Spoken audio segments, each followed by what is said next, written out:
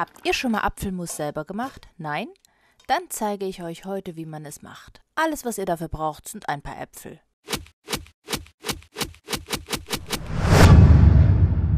Ich habe hier am Wegrand ein paar Äpfel aufgehoben. Da liegen noch viel mehr. Da heben wir auch noch ein paar auf. Es sind sogar welche schon mit einigen Faulstellen dabei. Aber das ist absolut kein Problem, wenn man die ordentlich ausschneidet.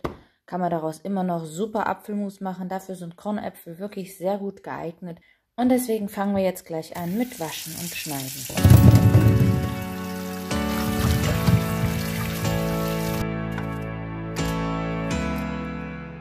Ganz wichtig beim Apfelschneiden ist, dass das Kerngehäuse drinne bleibt, denn das liefert uns die wichtigen Pektine, um das Apfelmus festzukriegen. Wir schneiden den Apfel nur grob durch und tun ihn dann in den Topf.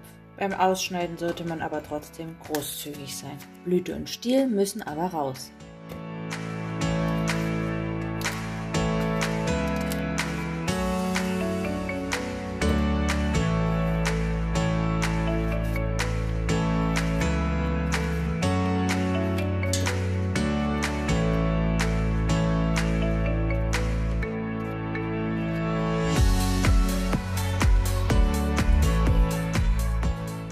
Zehn Minuten später ist der Topf fast voll.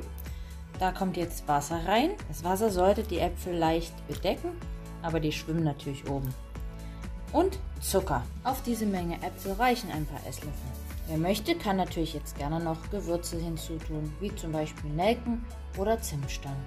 Das Ganze wird dann gut verrührt. Wir tun manchmal auch Zitronenschalen dazu, aber darauf verzichte ich heute mal.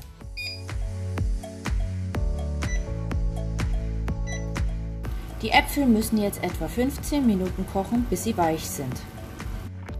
Und so sieht es nach einer Viertelstunde aus. Hier, die Äpfel sind alle schon schön weich. Das heißt, wir können jetzt das Wasser abgießen. Und zwar gießen wir zunächst einmal das Wasser in einen kleineren Topf und machen dann das Apfelmus in einem größeren Topf.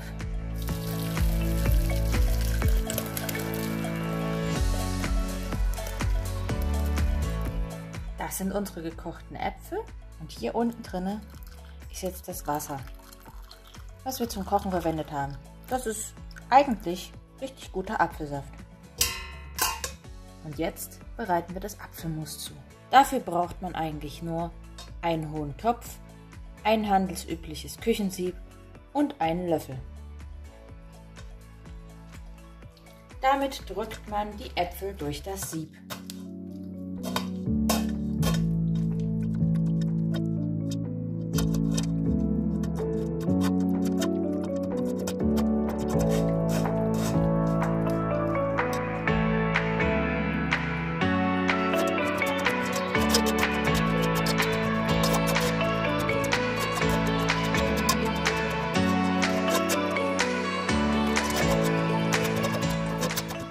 Wichtig ist, dass hier bis zu den letzten Resten alles durchgekratzt wird, damit das Pektin aus dem Kerngehäuse auch mit ins Apfelmus reinkommt. Übrig bleibt am Schluss eine Masse aus Kerngehäusen, Kernen und Schale und unser Apfelmus.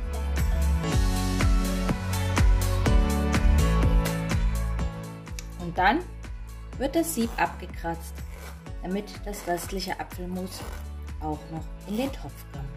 Und die letzten Resten, die am Sieb noch dran kleben, sind meistens die größten Mengen an Pektin dran.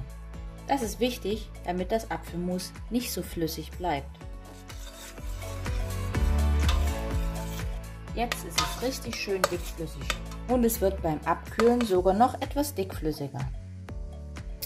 Deshalb könnten wir jetzt zum Beispiel auch noch etwas von dem Saft hinzugeben.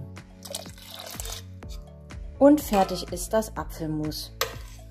Das schmeckt am besten zu Quarkhäulchen oder Eierkuchen. Den Link zu meinem Quarkhäulchen-Rezept packe ich euch unten mit in die Videobeschreibung.